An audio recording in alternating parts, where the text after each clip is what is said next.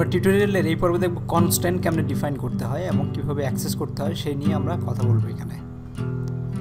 কনস্ট্যান্টটা হচ্ছে কি, আমাদের অনেক সময় কিছু কনস্ট্যান্ট লাগে, যেমন পাই এর মান, এটা একটা কনস্ট্যান্ট ভেরিয়েবল, এটা ভ্যালু কখনো চেঞ্জ হবে না। তো এরকম যেসব ভ্যালুগুলো লাগে যেগুলো কখনো চেঞ্জ হবে না, সেই ভ্যালুগুলোকে আমরা কনস্ট্যান্ট একটা ভেরিয়েবলের মাধ্যমে, কনস্ট্যান্টটা ভেরিয়েবল না, কনস্ট্যান্ট হিসাবে ডিক্লেয়ার করে রাখতে পারি। তো কনস্ট্যান্ট ডিক্লেয়ার করতে হলে আমাদের যে কাজগুলো করতে হবে তার মধ্যে একটা হচ্ছে আমাদের ডিফাইন ফাংশন ব্যবহার করতে হবে। এরকম ডিফাইন ফাংশন, তারপর কনস্ট্যান্টের নামটা দিতে হবে ডাবল কোটসের মধ্যে, কমা দিয়ে এটা কি ভ্যালু ডিফাইন করব সেই ভ্যালুটাকে দিতে হবে। যেমন মিনিমাম সাইজ, মিন সাইজ, কমা এটার ভ্যালু হচ্ছে 50, তার মানে মিন সাইজে যখন আমরা সিলেক্ট করব তখনই এটাকে 50 রিটার্ন করবে। বা এখানে যদি লিখতাম পাই কমা 3.141 এরকম ভ্যালুটা আমরা বসায় দিতাম। তো এইভাবে আমরা কনস্ট্যান্টকে ডিফাইন করব এবং কনস্ট্যান্টকে অ্যাক্সেস করতে হলে যেমন ইকো কনস্ট্যান্ট নামটা দিলেই হবে। আবার অনেক সময় হচ্ছে ডাইনামিক্যালি আমাদের কনস্ট্যান্ট নেমগুলো নিতে হয়, তখন আমরা কনস্ট্যান্ট ফাংশনটাকে ব্যবহার করতে হবে। কনস্ট্যান্ট ব্র্যাকেটের মধ্যে ওই কনস্ট্যান্টের নামটা দিলেই কনস্ট্যান্ট ফাংশনটা চলে আসবে, ওই কনস্ট্যান্টের ভ্যালুটা চলে আসবে।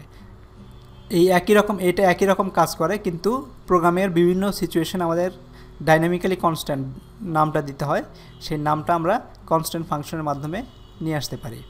তো কনস্ট্যান্টটাকে সবসময় ডিফাইন করতে হবে, ভেরিয়েবলের মধ্যে থাকবে না, ডিফাইন করতে হবে আপনার ডিফাইন ফাংশনের মাধ্যমে এবং এটাকে নাম দিয়ে অ্যাক্সেস করতে হবে।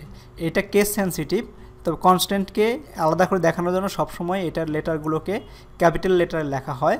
ক্যাপিটাল লেটার লেখার মানে হচ্ছে যে এটা কনস্ট্যান্ট হিসাবে ডিক্লেয়ার করা হয়েছে। এবং এটা ভেরিয়েবলের যে ডিফারেন্স হচ্ছে যে ভেরিয়েবল আমাদের এরকম ডলার সাইন বসাইতে হয়, এখানে কোনো ডলার সাইন বসাইতে হবে না, ডলার সাইনের প্রয়োজন নাই, কারণ এটা ভেরিয়েবল না, এটা একটা কনস্ট্যান্ট।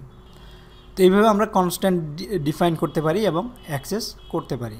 তো কনস্ট্যান্টের কিছু ডিফারেন্স হচ্ছে ভেরিয়েবলের সাথে, যে এটার সাথে আমাদের এই সিম্বলটা লাগবে না, ডলার সাইনটা লাগবে না, কনস্ট্যান্টের নাম দিয়ে আমরা ধরতে পারি।